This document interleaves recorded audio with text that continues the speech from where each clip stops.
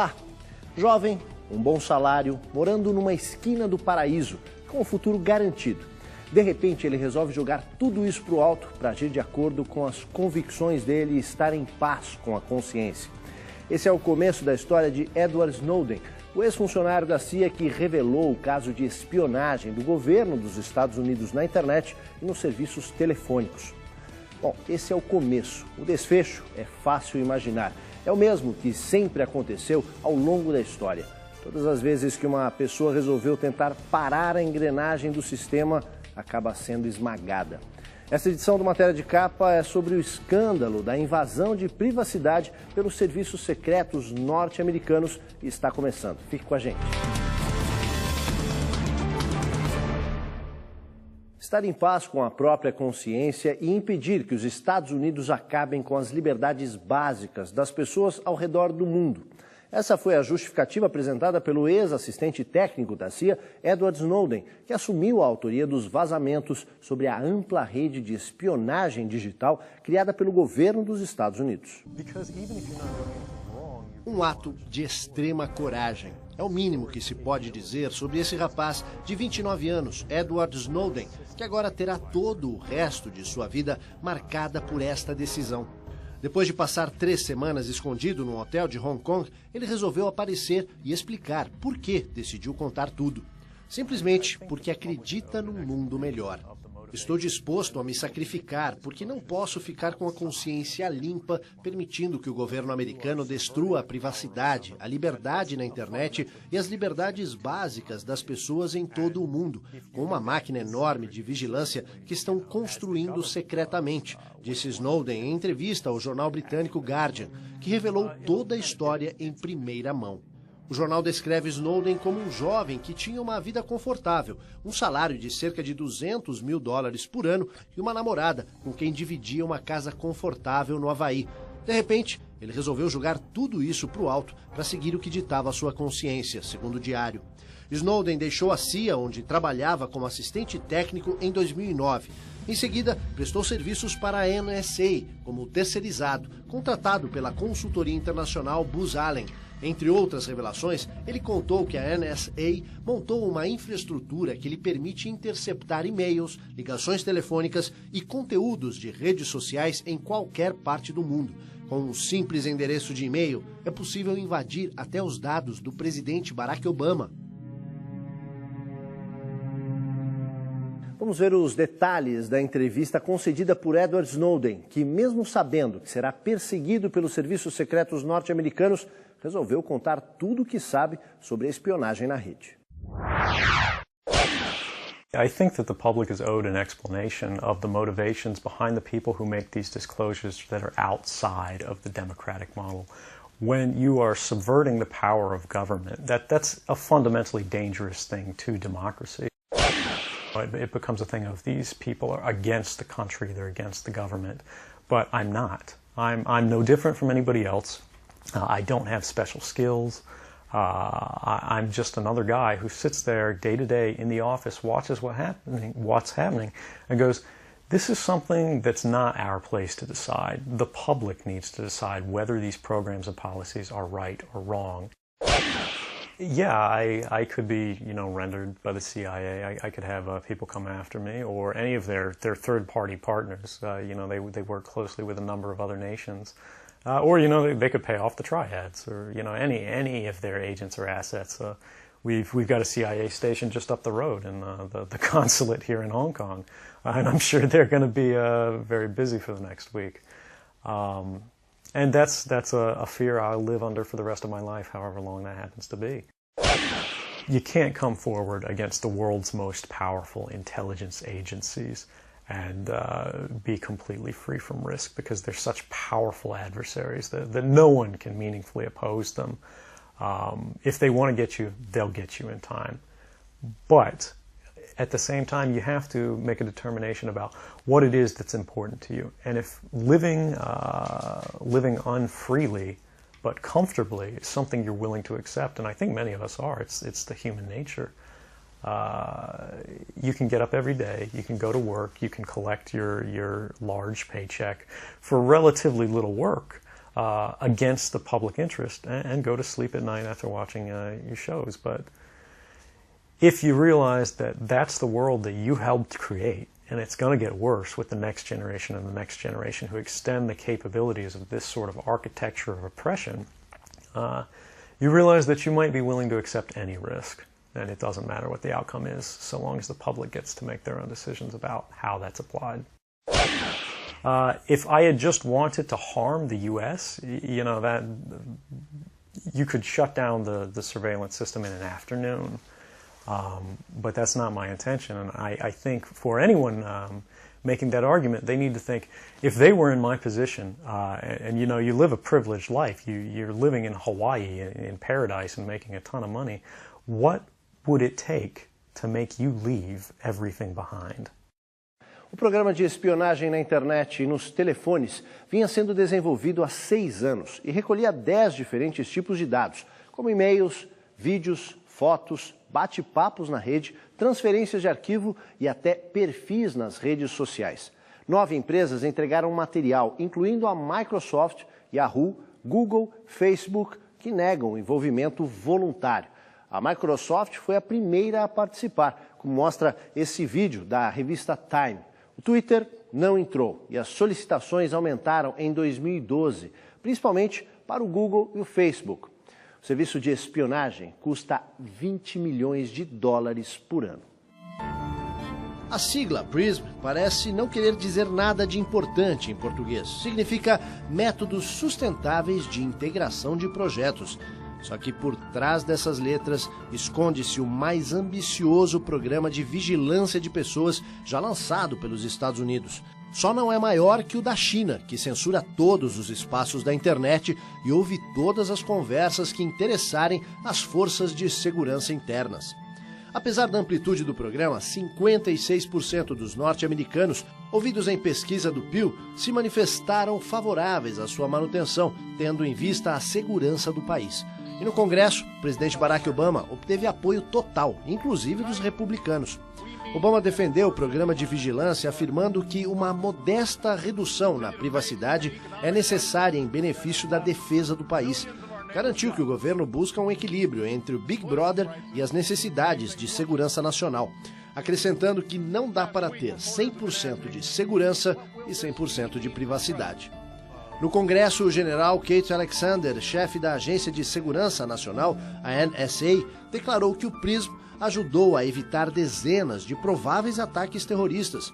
O errado, segundo o general, é que tantas pessoas, milhares delas, incluindo funcionários de empresas terceirizadas, tenham senhas de acesso a programas de tal importância. Já faz tempo que as gigantes da tecnologia e da internet vêm fornecendo dados de seus usuários aos serviços de espionagem do governo norte-americano, que vasculham todo o conteúdo que circula pela internet. A espionagem na rede digital, com a colaboração das empresas, funciona há pelo menos 6 anos e atinge estrangeiros e norte-americanos. De acordo com os documentos vazados pelo ex-funcionário da CIA, Edward Snowden, a NSA tem acesso a e-mails, serviços de bate-papo, vídeos, fotos, downloads, senhas e dados armazenados dos usuários nas principais empresas do setor, como a Microsoft e Google. Já o acompanhamento dos serviços de telefone começou há 7 anos. Nesse caso específico, a NSA recolhe informações de chamadas feitas através da companhia Verizon. O mecanismo de controle permite identificar a data, horário e local das ligações dentro dos Estados Unidos e para o exterior. O conteúdo das conversas, de acordo com a versão do governo, não é acompanhado porque fere as garantias constitucionais. Mas isso significa que pelo menos o governo sabe quem está falando com quem, a hora e a data de cada ligação. As leis do país se restringem ao conteúdo das escutas telefônicas de cidadãos norte-americanos. Nesse caso, a investigação depende de autorização judicial, mas não garantem proteção aos dados digitais e às transações com cartões de crédito. A história de Edward Snowden se parece muito com a do soldado Bradley Manning, que trabalhava nos serviços de inteligência em Bagdá e vazou documentos confidenciais para o Wikileaks. Mas Snowden acredita que há uma diferença fundamental no seu caso.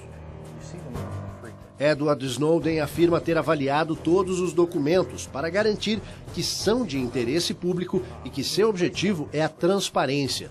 Ele sabe que virou alvo da CIA e que poderá acabar severamente punido, como Bradley Manning, que aguarda julgamento numa prisão militar dos Estados Unidos. Manning está preso desde 2010 na base militar de Quantico, na Virgínia. Há mais de um ano foi colocado sob confinamento solitário.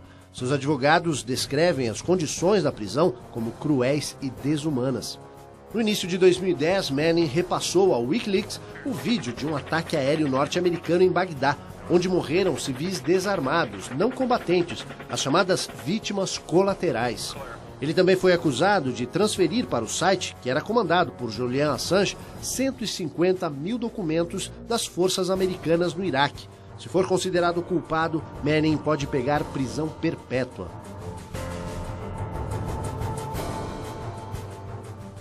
Quando se fala em espionagem e Estados Unidos, a referência imediata costuma ser a CIA e o FBI, a Polícia Federal Americana.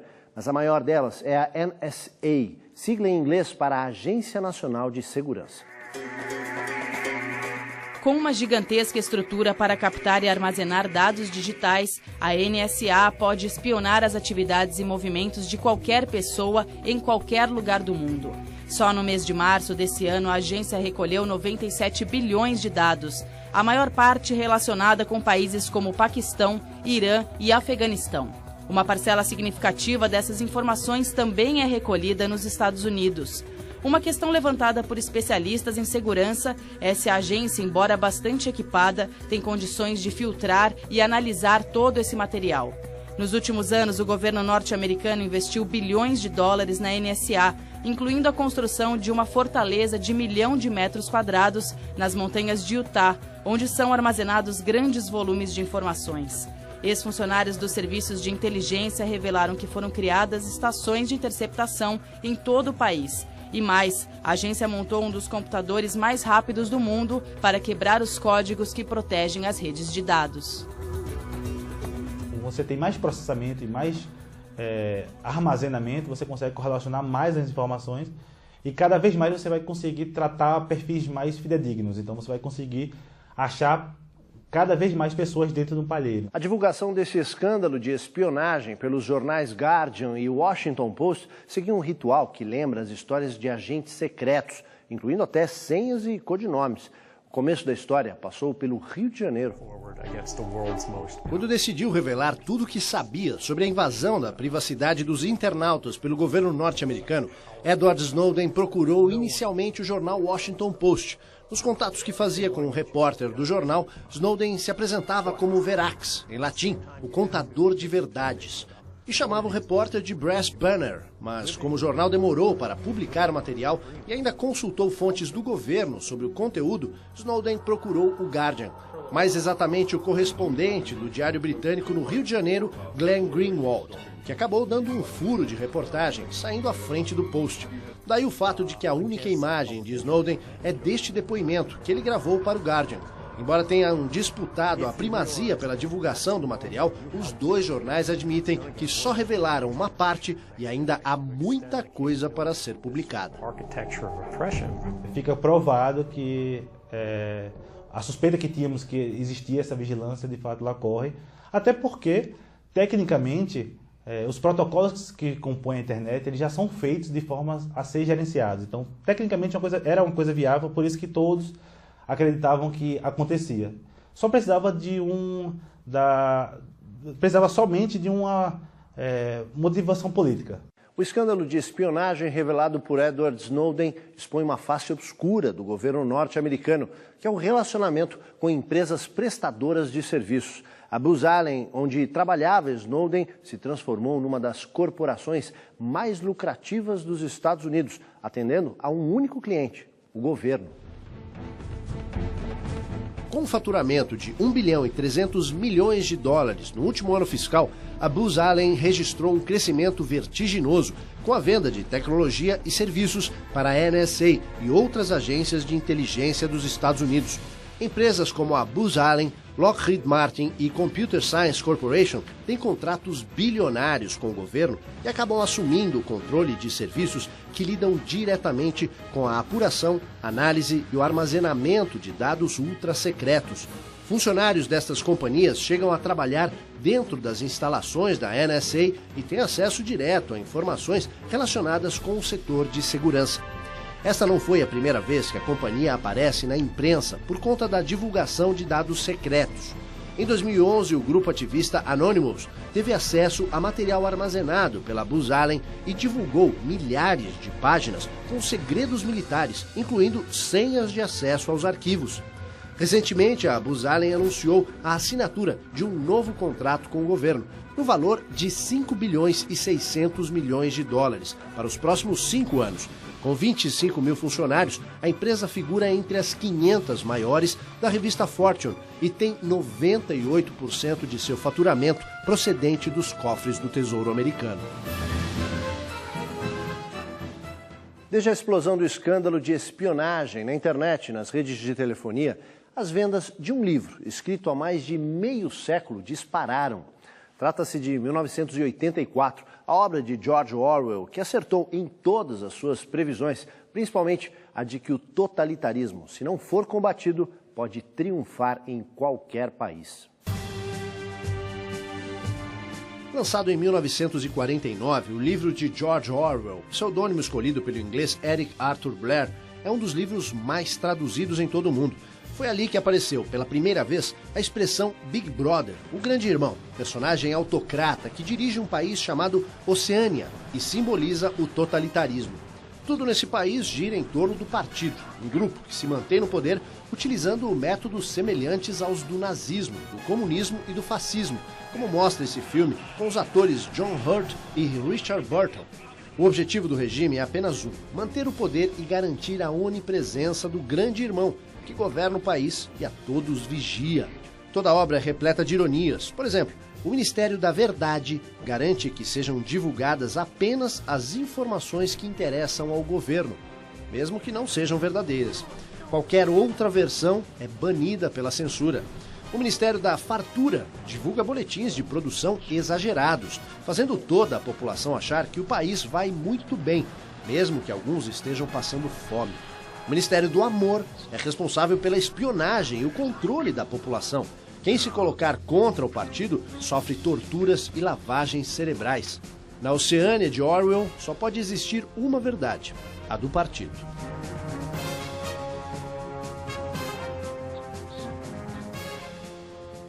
Daqui a pouco, a União Europeia quer saber até que ponto seus cidadãos foram espionados. E mais, dissidente chinês diz que Estados Unidos se comparam à China na invasão da privacidade dos cidadãos. A gente volta já.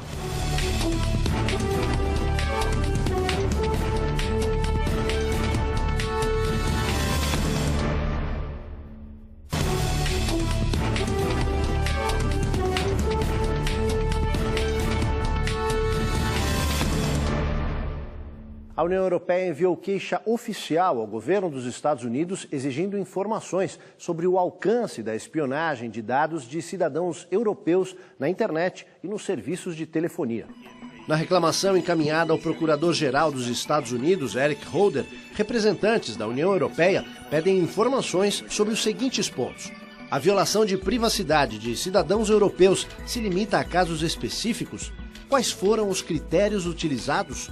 De que maneira os cidadãos do bloco europeu podem ter acesso aos dados que foram recolhidos sobre eles? Evidentemente que nenhum outro país gostaria de saber que os Estados Unidos estão monitorando os seus cidadãos. De Pequim, o arquiteto Ai Weiwei, dissidente que já foi preso por suas críticas ao governo chinês, escreveu um artigo para o jornal Guardian, onde afirma que os Estados Unidos, ao violarem a privacidade de seus cidadãos, fazem o mesmo que a China.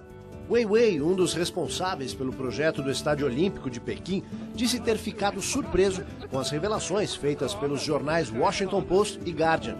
No caso da China, prosseguiu, todos sabem que não existe qualquer privacidade e que as forças do governo invadem sites, blogs e vigiam os e-mails das pessoas.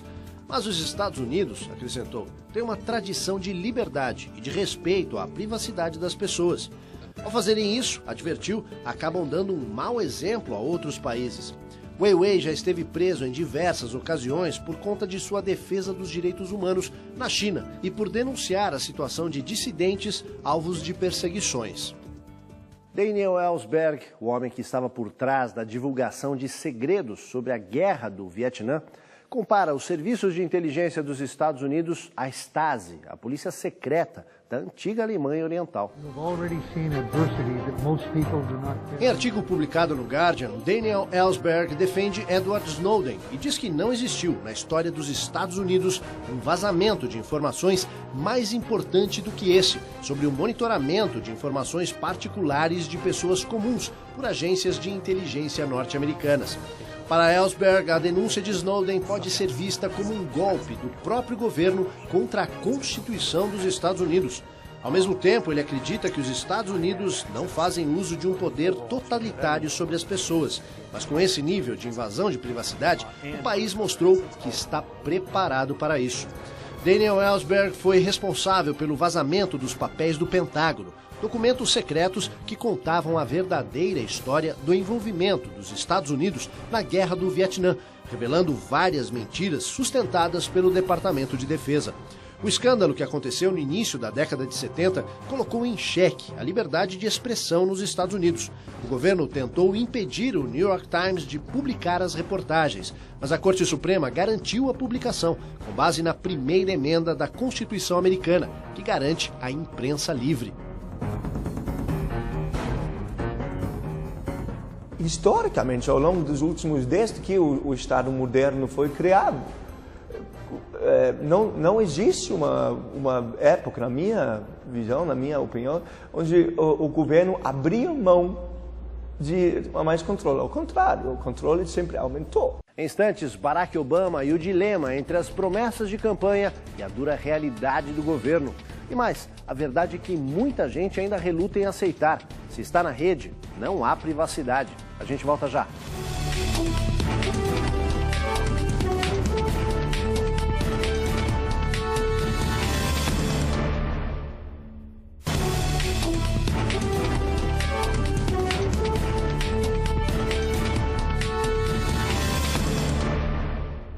Desde o atentado terrorista de 11 de setembro de 2001, o governo de George W. Bush recorreu a iniciativas que ferem a Constituição norte-americana. E Barack Obama não conseguiu cumprir as promessas de acabar com algumas ações ilegais. Não é só a liberdade de expressão que está ameaçada com a descoberta de que o governo dos Estados Unidos invade a privacidade das pessoas na internet.